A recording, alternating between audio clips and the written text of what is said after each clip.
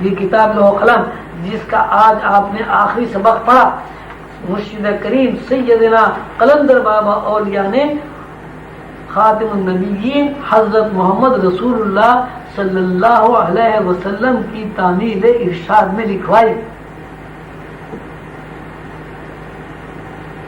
آپ کے دوست، آپ کے بھائی، آپ کے بزرگ یعنی مجھے خواجہ شمس الدین عظیمی کو یہ سعادت اللہ نے نصیب کی کہ میں نے اس کتاب کا ایک ایک لفظ لکھا، ایک ایک لفظ کی معنویت پر غور و فکر کیا۔ مرشد کریم قلندر بابا اولیاء کے تصرف اور فیض سے جو کچھ میں نے اس کتاب میں لکھا اور پڑھا، الحمدللہ آپ سب نے آنکھوں سے دیکھا، کانوں سے سنا، یہ بڑی سعادت ہے میری اور آپ سب حضرات کی، میرے بچوں کی، میرے شاگردوں کی، میرے دوستوں کی، کہ میرے اوپر مرشد کریم قلندر بابا اولیاء رحمۃ اللہ علیہ کا فیض محیط ہے۔ جس قدر مجھے مرشد کریم نے لوح قلم کے ذریعے علوم سکھائے، یہ نہیں کہا جا سکتا کہ اس پر میں نے عبور حاصل کر لیا۔ میں نے جس حد تک سمجھا یہ امانت آپ حضرات تک پہنچا دی۔ اب میرا اور آپ سب کا فرض ہے کہ جو کچھ میں نے آپ کو لکھایا، سمجھایا، اس پر بار بار غور و فکر کریں، تفکر کریں اور اس علم کو جس طرح بھی ممکن ہو کم نہ زیادہ اللہ کی مخلوق تک پہنچائیں۔ اللہ تعالی ہمارا حامی و ناصر ہو، ہم سب کو حضور قلندر بابا اولیاء رحمۃ اللہ علیہ کے مشن کو آگے بڑھانے کی ہمت و توفیق عطا فرمائے۔ ایک بات اور عرض کرنا ہے کہ کتاب کی شکل میں ہمارے پاس قرآن پاک بھی ہے۔ قرآن پاک اللہ کے حکم سے سیدنا حضور علیہ الصلوۃ والسلام نے لکھوائی۔ اس کتاب کا مسلمانوں نے جو حشر کیا وہ سب کے سامنے ہے۔ اس کتاب کا جو حشر ہوا، اس کتاب سے فائدہ حاصل نہ کر سکے، اس کی بنیادی وجہ یہ ہے کہ اس کتاب کو پڑھا، مقدس جانا، لیکن کتاب میں تفکر نہیں کیا گیا۔ قانون یہ ہے کہ جب تک کسی بھی شعبے میں تفکر سے کام نہیں لیا جاتا، اس شعبے کی کبھی تکمیل نہیں ہوتی۔ اسی طرح مرشد کریم حضور قلندر بابا اولیاء نے سیدنا حضور علیہ الصلوۃ والسلام کے ارشاد سے کتاب لوح قلم لکھوائی۔ اس کو بھی اگر ایک عجوبہ تجربہ سمجھ کر پڑھا تو کیا فائدہ؟ اس کتاب لوح قلم سے اس وقت فائدہ ہوگا جب آپ کے اندر، آپ کے دماغ میں، ذہن میں تفکر کا پیٹرن بن جائے۔ تفکر کا پیٹرن اگر دماغ میں نہ بنے تو اس کتاب سے کوئی فائدہ نہیں اٹھایا جا سکتا۔ ساری کوشش، جد و جہد اس کتاب کے سلسلے میں یہی ہے کہ انسان کے اندر سوچ و بچار، کوشش، تفکر کا پیٹرن بن جائے، اور تفکر کا پیٹرن اس وقت بنے گا جب آپ کسی ایسے آدمی کی پیروی کریں گے، آپ کسی ایسے آدمی سے خود کو قریب ترین کر دیں گے کہ جس آدمی کے ذہن میں تفکر کا پیٹرن موجود ہے۔ اس آدمی سے قریب ہونے کی کیا صورت ہے؟ وہ بھی مرشد کریم عبدال حق حسن اخرا سید محمد عظیم برخیا المعروف قلندر بابا اولیاء کے الفاظ میں عرض کیے دیتا ہوں۔ مرشد کریم نے فرمایا، خواجہ صاحب اگر کسی سے دوستی کرنا چاہو تو کیا کرو گے؟ میں نے کہا اس کی خاطر مدارات کروں گا، وہ پکا دوست بن جائے گا۔ ارشاد فرمایا، اور جب خاطر مدارات نہیں کرو گے تو دوستی ختم ہو جائے گی۔ پھر خود ہی ارشاد فرمایا کہ دوستی اس وقت پکی ہوتی ہے جب دوست کے رنگ کو اپنے اوپر غالب کر لو، دوست کی طبیعت، دوست کی طرز فکر، دوست کے مزاج کو اپنی طرز فکر بنا لو۔ اگر کسی شرابی سے دوستی مقصود ہے تو شراب کو اپنا کر دوست بنایا جا سکتا ہے۔ اگر کسی نمازی سے دوستی مطلوب ہے تو نماز کو شعار بنانا ہوگا، تب نمازی سے دوستی پکی ہوگی۔ الحاد القیاس، جب تک کسی آدمی کی ہابی یا دلچسپیوں کو اپنی دلچسپی نہیں بنا لیں گے، دوستی پکی نہیں ہوتی۔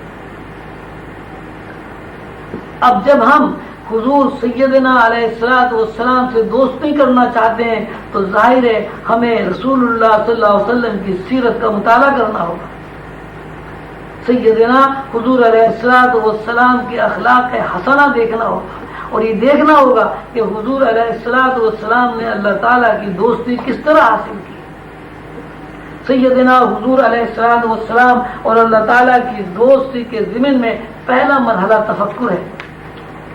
رسول اللہ صلی اللہ علیہ وسلم ابھی نبوت سے سرفراز نہیں کیے گئے تھے، ابھی شعوری آنکھ نہیں کھلی تھی، حضرت جبریل امین سامنے نہیں آئے تھے، لیکن تفکر کا یہ عالم تھا کہ میلوں دور غار ہرا میں جا کر بیٹھتے اور وہاں تفکر کرتے کہ یہ کائنات کیا ہے، زمین کیا ہے، جینا مرنا کیا ہے، چاند سورج کیا ہے، یہ کائنات کا نظام کس طرح متحرک ہے۔ اور یہی تفکر حضور پاک صلی اللہ علیہ وسلم کو نبوت کے درجے پر فائز فرما دیتا ہے، اور اللہ تعالیٰ کو دنیاوی طرزوں سے ہٹ کر رسول اللہ صلی اللہ علیہ وسلم کی اچھوتی طرز سوچنا، تفکر کرنا اللہ کو اتنا پسند آیا، اور اللہ تعالیٰ نے اتنا پسند آیا کہ اللہ تعالیٰ نے اپنے قاصد جبریل کو حضور کے پاس بھیج دیا۔ پھر حضور نے اللہ تعالیٰ کی طرز فکر کے تحت وہ تمام علوم نوع انسانی کو منتقل کر دیے جن علوم کو سیکھ کر کوئی بندہ رسول اللہ صلی اللہ علیہ وسلم اور اللہ کی دوستی کے رشتے میں بن سکتا ہے۔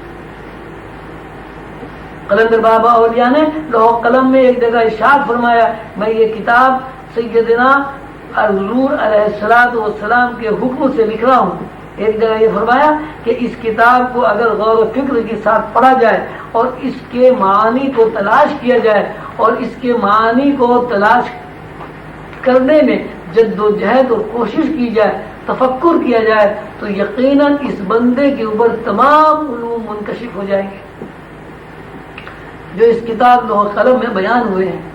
میں سمجھتا ہوں یہ کتاب ایک ایسی کتاب ہے کہ اس کی بلا ناغہ تلاوت کی جائے، ایک وقت مقرر کر کے تلاوت کی جائے، تھوڑا پڑھا جائے، زیادہ غور کیا جائے۔ جیسے جیسے پڑھیں گے، غور کریں گے، اسی مناسبت سے شعور کی سکت بڑھے گی۔ انشاءاللہ ایک وقت ایسا آئے گا کہ لاشعور غالب ہو جائے گا اور شعور مغلوب ہو جائے گا، یعنی حواس کی موجودہ پوزیشن پلٹ جائے گی۔